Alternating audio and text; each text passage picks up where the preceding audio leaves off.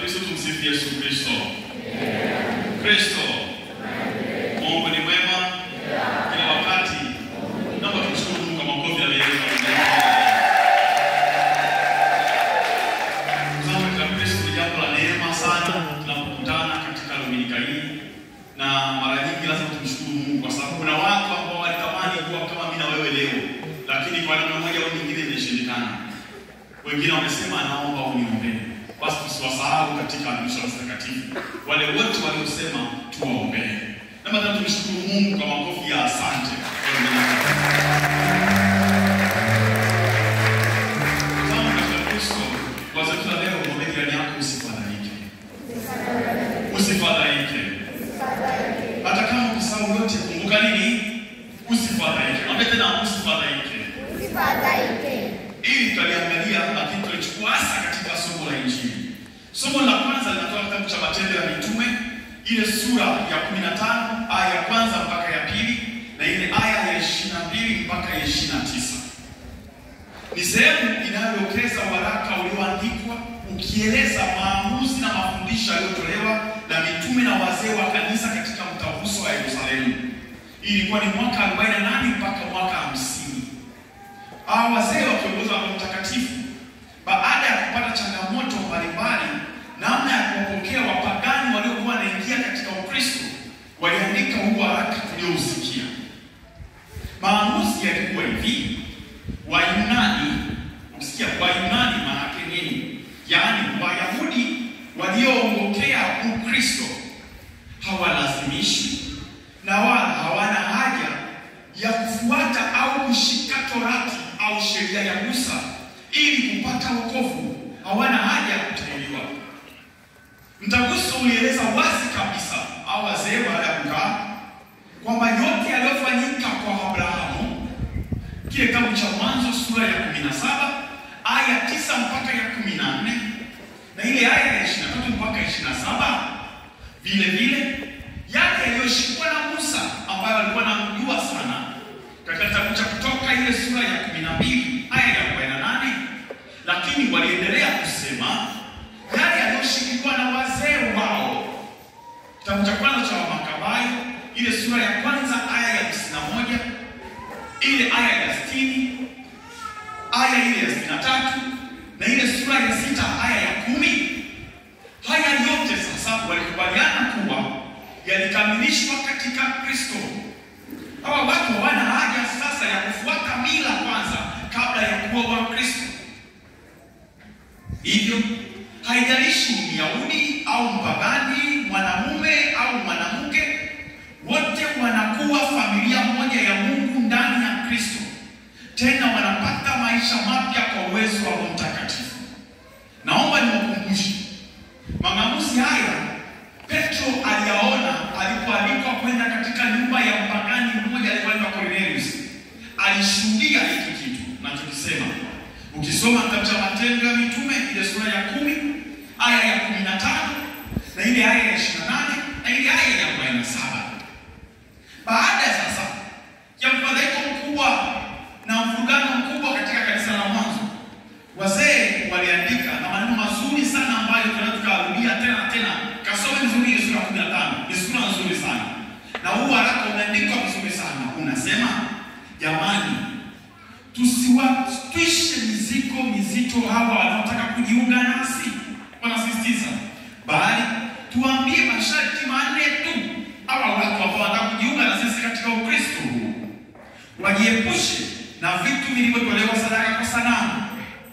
2, wajiepushe na sadaka za damu kwa miungu. 3, wajiepushe na nyama zilizosongolewa, nyama zinazotolewa kwa ajili ya kafara wasitumie. 4, wajiepushe na uasherati. Wakijizuia katika hayo, barua inasisitiza vema na wazee wanasema vema, watakuwa wamefanya vema. Wanasema wasala. Kwa kauli hii kanisa lilijengeka upya. Kwa umoja huu kanisa lilianza upya, na wale ambao walijiona kwamba wametengwa walikaribishwa katika kanisa na wakaishi kwa upendo na umoja. Ndugu zangu katika Kristo, wakati mwingine mambo katika familia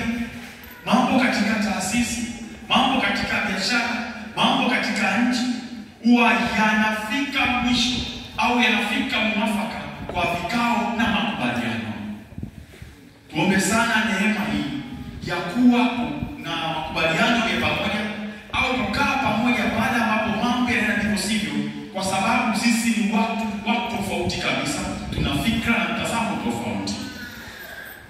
Somo la pili linatoka kitabu cha Ufunuo, ile sura ya 21 aya ya 10 mpaka ya 14, na ile sura aya ya 22 hadi 23.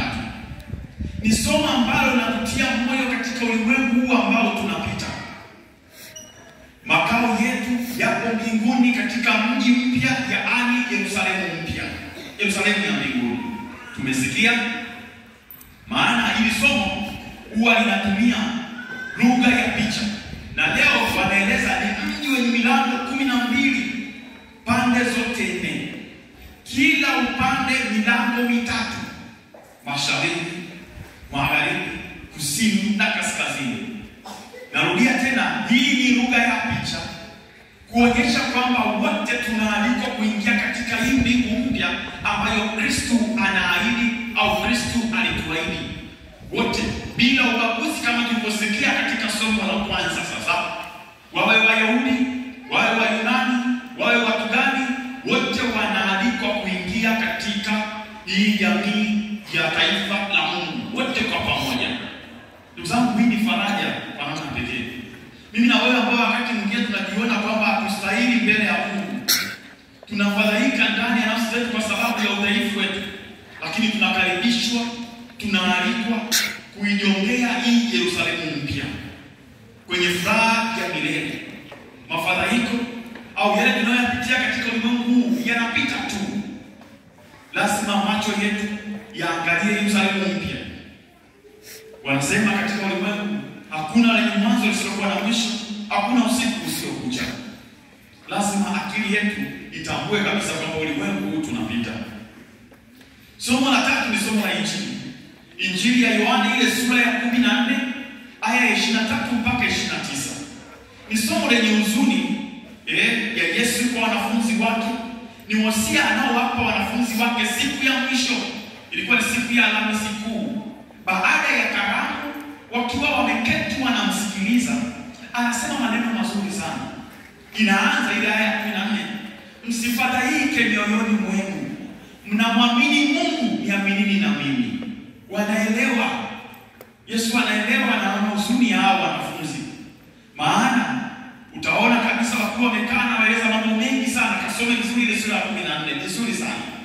Mwisho inamalizia anamwambia, simameni, twendeni. Manake sasa wakati au ile saa ya kutukuzwa kwake imefika. Simameni, hebu twendeni. Wanaondoka, wanaelekea katika bustani ya Getsemani kushuhudia mateso. Ndugu zangu, baada ya mfadhaiko na huzuni, msongamano na mawazo, Yesu anawaangalia, anawapa mambo 13 hawa watu. Anaowaacha ni huzuni kubwa. Ni somo ambalo la huzuni sana kiukweli. Anawaidia Roho Mtakatifu ambaye ni msaidizi, kwamba hata waacha peke yake. Anawaachia amani yake. Na jambo la tatu wanawapa furaha. Anawaambia msifadhaike. Msifadhaike. Na ndio hicho ambacho mimi naomba tukisize leo. Mwambie jirani yako, usifadhaike. Usifadhaike. Kwa hiyo naomba niwaambie, Yesu anapoondoka anawaambia wanafunzi wake jambo moja kubwa. Hili ni kubwa sana. Anasema, msifadhaike wala msiwe na uoga. Ile Yohana 14 aya 27. Kristo anatambua hali ya huzuni waliokuwa nayo mitume baada ya kutambua kwa yeye anaondoka. Huu ulikuwa ni mfadhaiko mkubwa sana sana. Wahenga wanasema mfadhaiko wa moyo huo unaua. Ni huzuni, nimesema mara nyingi, kwa sababu labda ya kukaa kidogo, kuishi kidogo au mazingira kwa sababu ya ukali. Nimekutana na watu wengine wala ambao walikuwa ndugu zangu, lakini wengine ndugu wake wengine wakiwa katika hali kama hii, na ni huzuni. Yaani pale unaweza kutambua, wengi mnafahamu, unapomwona ndugu yako awe baba au mama, kaka, dada amelala kitandani, unajua kabisa huyu hawezi tena kuamka, na hii ndio safari yake ya mwisho. lakini yeye anakuangalia vizuri, alafu anakwambia hapana, usiwaze, nitapona tu. Hapana, usilie, mimi niko vizuri. Lakini ndani ya nafsi yako unaona kabisa hapana. Anatabasamu, anakuangalia, lakini unasema ni kesho ataamka kweli. Unajua kabisa ndio safari yake ya mwisho. Unafahamu ndio gani kwamba anasema tu usifadhaike, lakini kiukweli ni huzuni kubwa sana. Kwa hiyo hali ndio aliyokuwa nayo mtume. Ni hali ambayo tunakutana nayo mimi na wewe katika safari yetu ya maisha. Lakini Kristo anatupa moyo tusifadhaike. Kama ndugu wengine hapo tuambiaga anatupa moyo kwamba mwanangu usiwaze, nitapona Bwana. Usisikitike. Mimi kesho nitaamka kaniletea chakula. Utakula, nitakula. Lakini moyoni ni huzuni kubwa sana. Hii ni sehemu ya maisha ya mwanadamu yoyote yule. Ndugu zangu, wanafunzi hao walikuwa na huzuni, walikuwa na mfadhaiko. Je, mfadhaiko huu ulikuwa kwao tu? Au hata sisi wakati mwingine tunaingia katika mfadhaiko huo? Nimesema ndio. Katika ulimwengu wa leo wenye majaribu na mitihani ya kila aina, maumivu na majeraha, mfadhaiko wa moyo ni jambo ambalo linaumiza wengi sana sana katika maisha yao. Naomba niwaeleze. Wengi wana mfadhaiko si kwa sababu wakati mwingine ya mambo yanayotokea nje, bali kwa sababu ya mawazo, migogoro inayoendelea ndani kwa ndani. Naomba niwaambie, amini usiamini, tunaishi katika ulimwengu ambao watu wana hofu. Tunaishi katika ulimwengu ambao watu wana majuto. Tunaishi katika ulimwengu ambao watu wana mashaka. Tunaishi katika ulimwengu ambao watu hawana amani. Iko hivi. Licha ya vicheko, tabasamu, kujipaka mafuta vizuri usoni, kujipulizia perfume vizuri, kutumia magari mazuri, kutumia simu nzuri, kuishi nyumba nzuri, lakini bado watu wanapambana na wasiwasi, kutoeleweka, huzuni na vilio vya ndani kwa ndani. Amini usiamini ninachokwambia hivi, inaumiza sana sana sana. Kama upo hapa na kama unasikia katika Dominika leo, naomba sauti hii ya Kristo iingie tena akilini mwako, iingie tena masikioni mwako, na uiweke moyoni. Usifadhaike. Mwambie tena jirani yako, usifadhaike. Usifadhaike. Usifadhaike. Usifadhaike. Lakini naomba niwaambie, kwa nini watu wengi wana mfadhaiko wa moyo? Kwa nini watu wengi wanaumia sana katika ulimwengu huu? Nitawapa sababu kadhaa chache. Ya kwanza, woga wa kesho. Mwambie jirani yako, woga wa kesho. Woga wa kesho. Woga wa kesho. Woga wa kesho. Woga wa kesho, the fear of tomorrow, ni jambo moja kubwa sana linalofanya watu waishi kwa huzuni na mfadhaiko ndani ya mioyo yao. Naomba niwaambie ukweli. Wengi wanaishi wakijiuliza juu ya kesho yao. Swali ambalo huwa wengi wanajiuliza ni itakuwaje? Mwambie jirani yako, itakuwaje? Itakuwaje? Hili ni swali ambalo wengi wanajiuliza na linasababisha huzuni na mfadhaiko mkubwa sana. Itakuwaje mipango yangu isipotimia? Itakuwaje mwaka huu ukipita mimi yale niliyopanga yasikwenda sawa? Itakuwaje siku yangu ikienda vibaya? Itakuwaje nikifukuzwa kazi? Itakuwaje wazazi wangu wakiondoka? Itakuwaje biashara hii inayotegemea ikifa? Itakuwaje nikifariki mimi? Itakuwaje nikisalitiwa? Itakuwaje mwaka huu ukipita bila kupata kazi? Itakuwaje mwaka huu ukipita bila kupata mtoto? Itakuwaje ikigundulika? Itakuwaje? Itakuwaje? Itakuwaje? Mama jina tena, itakuwaje? Itakuwaje? Hili ni swali ambalo linaumiza wengi sana sana sana. Mbaya zaidi, naomba niwaambie, mbaya zaidi, watu wengi wanaogopa kesho ambayo hawawezi kuikontrol hata siku moja. Yaani hawana uwezo wa kufanya juu ya hii kesho inayowatia woga. Inaumiza sana. Lakini Kristo anasema usifadhaike. Kwa nini? Ukisoma maandiko matakatifu anasema hivi. Kwa hiyo msisumbukie ya kesho. Kesho inajisumbukia yenyewe. Kila siku ina matatizo ya kutosha. Ukisoma Injili ya Mathayo ile sura ya 6 aya ya 34. Kila siku ina matatizo kwa nini? Ya kutosha. Ndugu zangu, naomba niwaambie,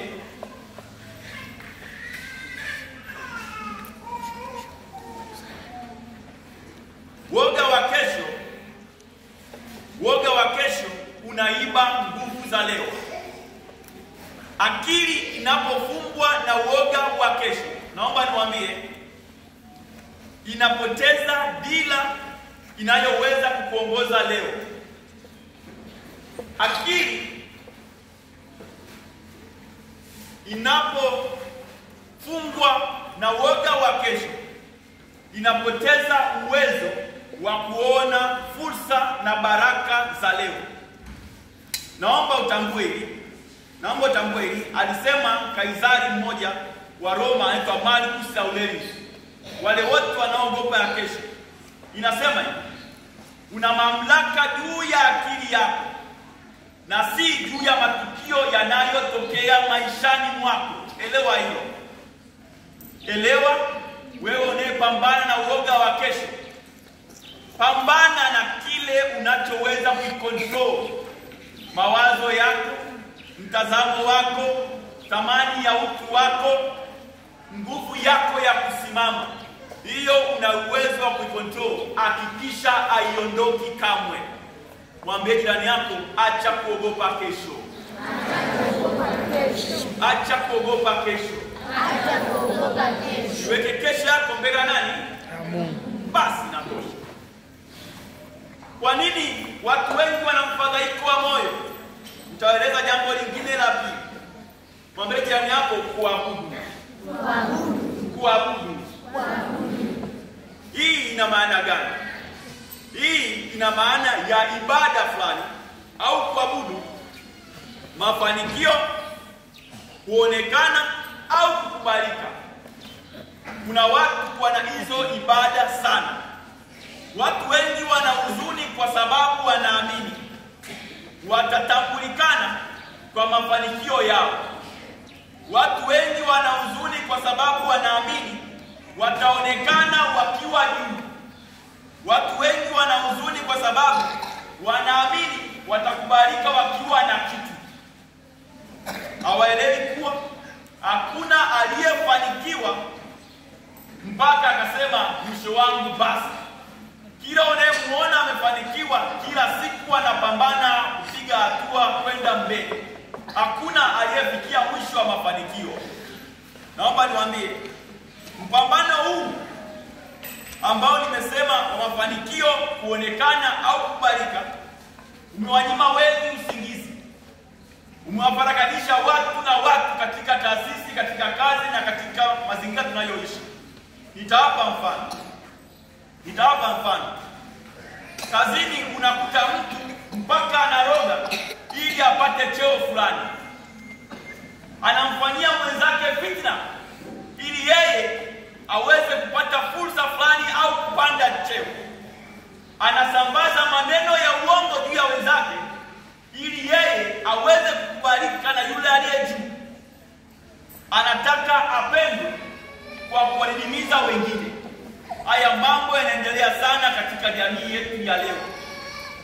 Wengine wanazuia hata promotion za watu ili wao wabaki kuwa juu. Naomba niwaambie, ukiwa na hii kuabudu kwa namna hii, hauwezi kuwa na amani siku zote za maisha yako. Amini usiamini.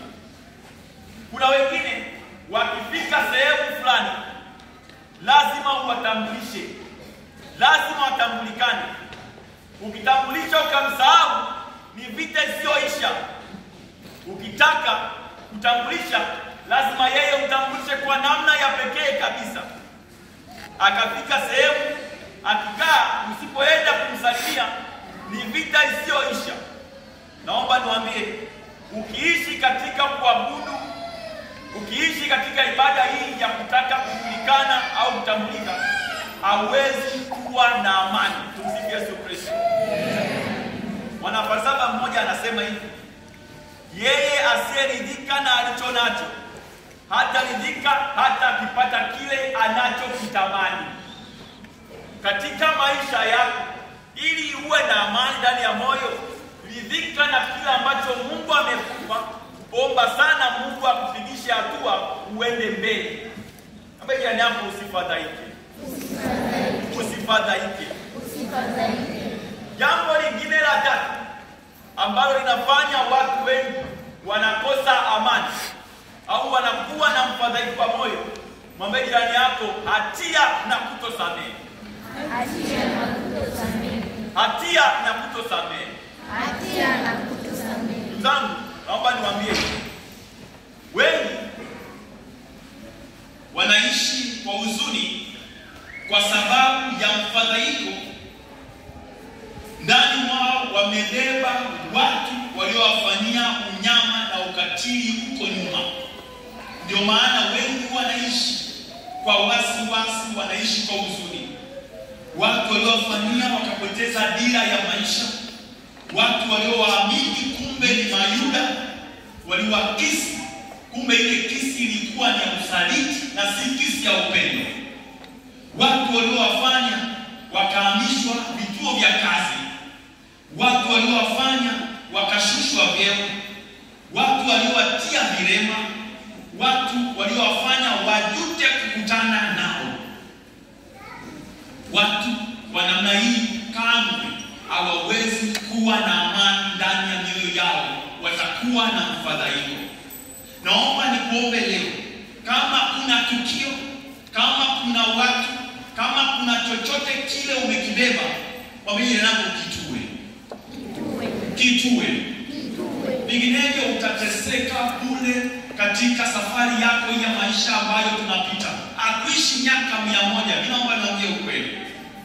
Kwa nini miaka michache aliyokuwa Mwenyezi Mungu uitumie kujitesa, uitumie kujizononesha, uitumie kujiumiza? Pamoja na kuwatue hao watu. Umezaliwa peke yako, utakufa pekee. Hakuna atakayezikwa na wewe kaburini. Haya yote tunaoyaona hao watu tumewakuta, tutawaacha hapa hapa. Jipende mwenyewe, jionee huruma mwenyewe, niambie nisifadhaike. Mume utamwacha, bosi utamwacha, watoto utawaacha, majirani utawaacha, kila kitu kwa nini? Utaenda wewe peke yako mbele ya Mungu. Usifadhaike. Waje nako usifadhaike. Naomba niseme leo, maana yake hebu samehe, anza upya, matukio yashatokea. Sawa jamani? Naomba tuelewe hilo. Anza upya. Naomba niseme. Nimesema hatia na kutoka hivi. Sasa naomba niongelee hatia kidogo. Kuna wengi katika dunia leo wanaishi wakiwa katika gereza na vifungo vya hatia za nyuma. Ni jambo ambalo linaumiza sana walio wengi. Walitenda dhambi ambayo mpaka sasa inawawinda usiku na mchana. Wapo walifanya matukio ambayo picha zake hazifutiki katika akili zao. Wapo wanaamini wanapitia wanayoyapitia kwa sasa kwa sababu ya dhambi au makosa au hatia au matukio walioyafanya huko nyuma. Wanaona kana kwamba Mungu anawaadhibu. Wapo wanaamini watoto wao pia wanapitia wanayoyapitia, si kwa sababu ya watoto bali kwa sababu yao, kwa sababu ya dhambi zao. Wanaamini wapo wameungama, wamejuta, wametubu, wameomba msamaha, ila vivuli vya hatia haviondoki. Wanalia kama Daudi anaposema, kwani makosa yangu yamenifunika kichwa, kama mzigo mzito yananielemea. Ile Zaburi ya 38 aya ya 5. Naomba niwaambie ukweli, moyo wa hatia unaumiza sana. Mzigo wa hisia na historia za nyuma usipouacha utakutesa usiku na mchana. Kikubwa, unashindwa vipi kuelewa kwamba Mungu wetu ni Mungu wa huruma? Yaani unashindwa nini kutambua hicho? Kwamba mimi ni binadamu, mimi ni mtoto wa Mungu, nimekosea sawa, nilianguka sawa, lakini mbele ya Mungu mimi ni mwana mpendwa wake, hawezi kuniacha kamwe. Unashindwa nini kuelewa? Huyu aliyekufa msalabani kwa ajili yako, una dhambi gani, una hatia gani ambayo unaamini hii haiwezi kusameheka? Huko ni kumkufuru Roho Mtakatifu. Acha, pamoja nako acha. Anasema mwenyewe Kristo, njooni kwangu ninyi nyote msumbukao na wenye kulemewa na mizigo, nami nitafanya nini? Nitapumzisha. Kwa nini hautaki kupumzika? Kwa nini bado unabeba historia? Acha, pumzika ndani ya nani? Ya Kristo. Injili ya Mathayo sura 11 aya 28. Anasema wewe ambao unaamini kwamba dhambi zako haziwezi kabisa kusameheka, anasema hivi, hata dhambi zenu zikiwa kama nguo nyekundu, mtazigeuza na kuwa nyeupe kama theluji. Hata zikiwa nyekundu kama damu, zitageuka kuwa kama sufu. Isaya ile sura ya 1 aya ya 18. Pamoja nako usifadhaike. Usifadhaike. Kuwa na nini? Na amani. Usifadhaike kabisa kwa chochote kile katika historia yako ya maisha, kwa sababu Mungu wetu ni Mungu wa huruma na nini? Na upendo. Anakupenda sana sana sana sana. Anasema sehemu nyingine hivi, mama anaweza kumsahau mwanae aliyemzaa? Mama anaweza kumsahau mwanae aliyemzaa? Anasema hata kama akimsahau, ila Mungu hawezi kufanya nini? Kusahau. Sasa kwa nini kubeba hatia? Ondoa kabisa, wewe anapoacha. Acha. Jambo la 4 na la mwisho. Kwa nini wengi wanaishi na huzuni na mfadhaiko? Mwambie yako majanga. Haya ni matatizo, misiba, kupoteza na magonjwa. Ulimwengu wa leo una magonjwa ya ajabu na ya kutisha. Ni jambo la kawaida sana. Una ugonjwa hata ukiusikia la kwanza kusema hapa basi tena. Ulimwengu wetu wa leo una misiba inayoumiza na kuacha maumivu na majeraha ambayo ni ngumu sana kuponyeka. Ulimwengu wetu una matukio ambayo yanaweza kukushusha kutoka hilo to zero. Yaani ukaanza upya, ukaona kama dunia yote ilikuwa imekufunika. Ndio ulimwengu huu. Wahenga wanasema matatizo yameumbiwa nani? Matatizo yameumbiwa mwanadamu. Kwa sababu ni ukweli kabisa, matukio mengine ukikaa ukafikiri na kuwaza, machozi yanatoka bila hata wewe kutaka. Ni jambo la kawaida. Kumbuka matatizo yameumbiwa nani? Saa nyingine unaweza kujiuliza mbele ya Mungu katika ubinadamu wako, kwa nini Mungu ameruhusu nipitie haya? Kwa nini Mungu anaruhusu mimi nipitie haya? Yaani mpaka unaona kama Mungu amekuacha. Unalia kama Yesu msalabani, Mungu wangu, kwa nini umeniacha? Lakini naomba niwaambie, Kristo wakati anaongea na wanafunzi wake anamwambia msifadhaike, mbele yake kulikuwa na msalaba. Kulikuwa na nini? Na msalaba. Lakini aliona kwamba msalaba sio mwisho.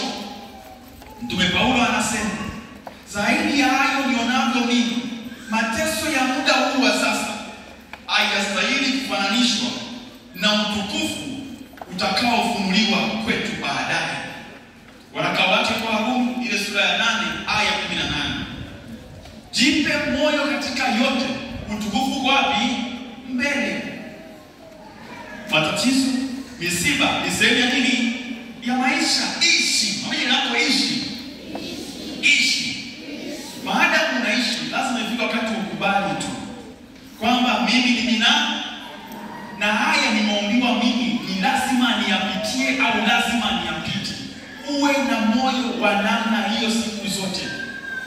Utakiwi kuwa na moyo wa, unatakiwa uwe na moyo wa sponge ambao unanyonya maji na kuweka ndani, lakini sponge wake unabaki pale pale.